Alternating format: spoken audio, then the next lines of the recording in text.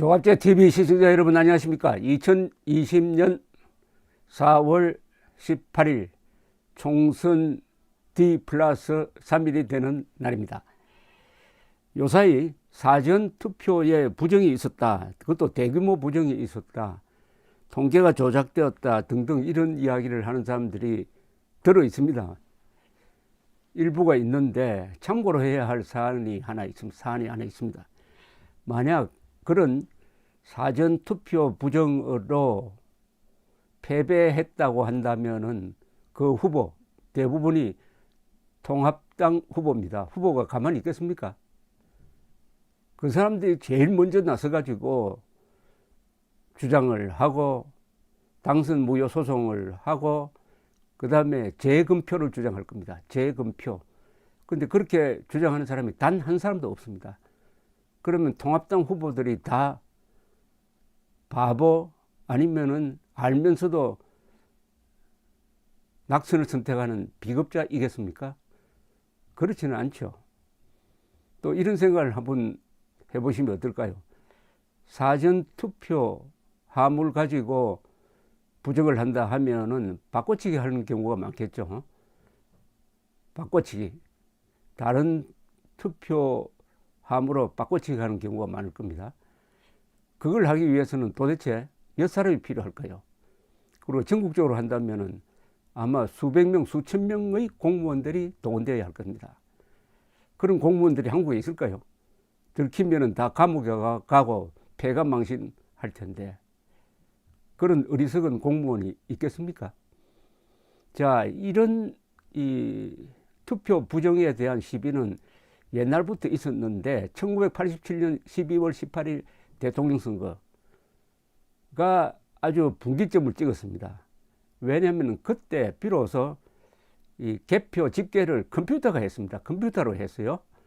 1987년 12월 대통령 선거에서 1등은 36.6%를 받은 노태우, 2등 김영삼, 3등 김대중 뭐 이런 순이었습니다. 자, 이때도 김대중 쪽에서 약 28% 받아서 낙선했습니다. 김대중 지지 세력이 컴퓨터 부정설을 주장을 하면서 여러 가지 시위도 하고 했습니다.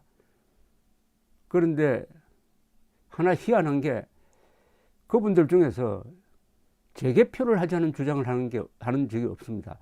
더구나 그 머리 좋은 김대중 씨조차도 컴퓨터 부정설을 주장하는 것이었습니다. 그래서 제가 김대중 씨를 인터뷰를 할 때 물었습니다. 왜 재검표를 주장하지 않습니까? 하니까 아주 이해하기 힘든 답변을 하면서 곤혹스러운 표정을 짓는 것을 본 적이 있습니다. 그러니까 컴퓨터 부정설은 처음에는 저 좌파 쪽에서 운동권 쪽에서 들고 나왔습니다.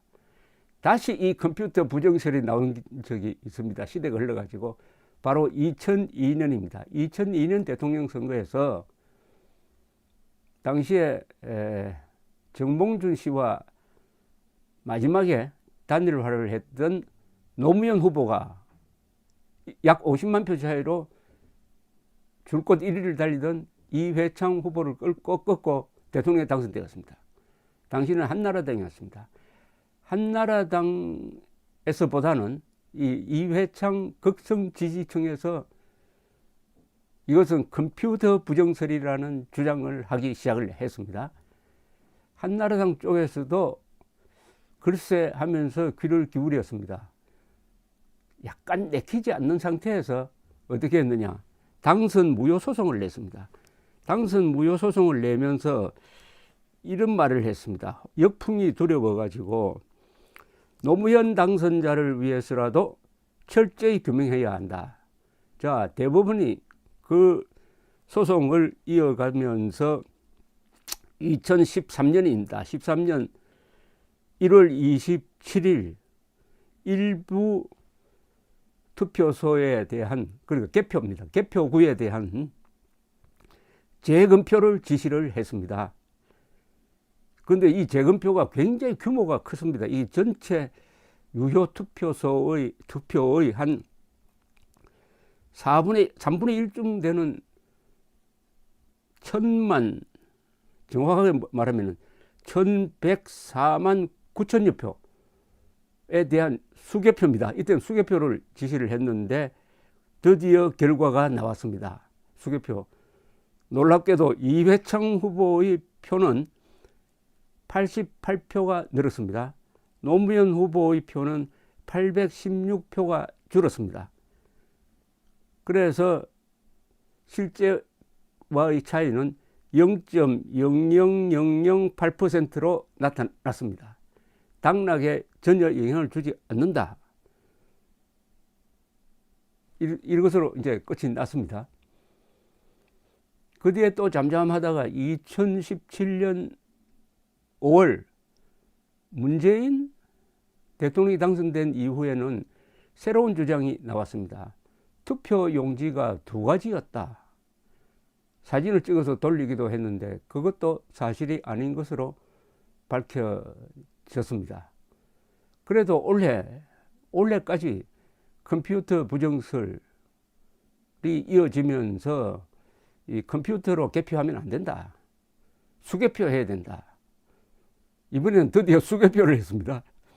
하도 투표 용지가 길어가지고 수개표를 했는데 이번에는 또 사전투표 부정이라는 신종 주장이 나왔습니다. 물론 사전투표 하지 말자는 주장이 나온 것은 오래됐습니다.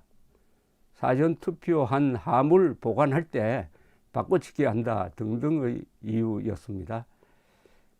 우리나라에서 이 부정선거 하면은 3.15 부정선거가 있습니다. 그것은 1960년 4월 4.19를 초래한 3.15 부정선거. 그때는 부정선거를 어떻게 했느냐 하면은 경찰이 동원되었습니다. 그래서 대통령은 이미 이승만 대통령이 당선이 확정되었습니다. 단일 후보였습니다, 사실상. 왜냐하면 대통령 후보로 나온 야당의 조병옥 씨가 선거 기간 중에 미국에서 수술을 받고 서거하셨어요.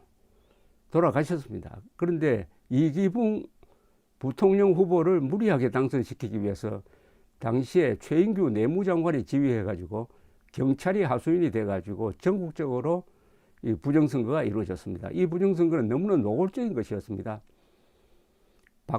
주로 바꿔치기를 많이 했습니다. 그런데 이 바꿔치기를 하다가 보니까 실제로 유권자 수는 1000명인데 이 집계를 해보니까 1500명 표가 나오는 것이었습니다. 이런 식의 아주 무지막지한 부정선거가 이루어졌고 여기에 분노한 마산 시민들이 3월 15일 날 시위를 하고 경찰이 발포를 해서 10여 명이 죽고 여기에 분노한 사람들이 합세를 하고 주로 이때는 고등학생들이 시위를 주도를 했습니다. 이 마산 시위가 부산으로 번집니다. 일종의 마부 사태가 됩니다. 11.6 사건 전에는 부마 사태가 났죠. 부산에서 시위가 나고 그 다음에 마산에서 이렇게 계엄령이 펴지다가 그 다음에 열흘 뒤에 김재규에 의해서 11.6 사건이 납니다만은 그 다음에 부산으로 갔다가 이게 서울로 옮깁니다. 서울에서는 대학생이 나왔습니다. 그때는 대학생 숫자가 많지 않았습니다. 그래서 4.19가 일어납니다. 이게 4월 26일 이승만 대통령의 하야로 결과를 하는 거죠. 이번에 이 사전투표가 부정이라는 이런 주장을 하게 되면은 어떻게 되느냐 하면은 이 문재인 지지 세력으로부터 경멸을 받습니다. 그리고 뭐라고 할까요? 웃음거리가 되죠. 또 어떻게 될까요? 정말 이번 선거가 부정이었다는 주장에 힘이 실리지 않습니다. 이번 선거는 원천적인 부정선거였다는 게 저의 판단입니다. 이 주장을 해야 됩니다. 사전투표 부정 주장보다는 왜냐? 사전투표 부정이라는 주장을 해야 될 당사자가 있습니다. 그것은 통합당입니다. 통합당 후보입니다. 그리고 통합당 후보 쪽에 서가지고 개표를 감시를 했던 참관인이라는 사람들이 있습니다. 이 사람들이 전국적으로 수천 명 됩니다. 그중에 단 한 명도 나서지 않습니다. 이거는 사전투표에 문제가 없었다는 이야기입니다. 모든 사안은 첫째, 상식적으로 판단하는 게 제일 좋습니다. 상식적. 그 사이에 있었던 어떤 뭐 미세한 것의 어떤 미스터리를 확대하는 것보다 상식적으로 판단하는 게 가장 좋습니다. 예컨대 UFO가 나타났다 할 때 상식적인 판단은 뭘까요? UFO가 나타나려면 지구와 가장 가까운 별은 어디에 있을까? 이렇게 생각하면 답이 나옵니다. 자, 왜 그러면 제가 이번 선거를 원천적 부정선거로 보느냐? 첫째, 선거의 룰을 만들 때 선거의 룰이 가장 중요합니다. 선거의 룰은 선거법입니다. 선거법을 만들 때 어떻게 했습니까? 야합으로 했잖아요. 군소정당을 키운다. 득표와 의석수를 비례관계로 만들기 위해서 근사하죠. 군소정당 키운다. 뜻은 좋았습니다. 그러면은 제1야당을 설득을 해야 되죠. 근데 제1야당이 반대를 했는데 무리하게 통과시켰습니다. 선거법은 우리 어린 대한민국 민주주의 역사에서도 항상 여야 합의로 했습니다. 그 고리주의 정부 시절에도 그렇게 했습니다. 그리고 그 선거법마저 지켜지지 않았습니다. 왜냐? 대리정당을 만들었기 때문입니다. 비례대표용 정당을 만들었기 때문입니다. 그래서 군소정당 돕는다더니 군소정당을 거의 말살시키고 말았습니다.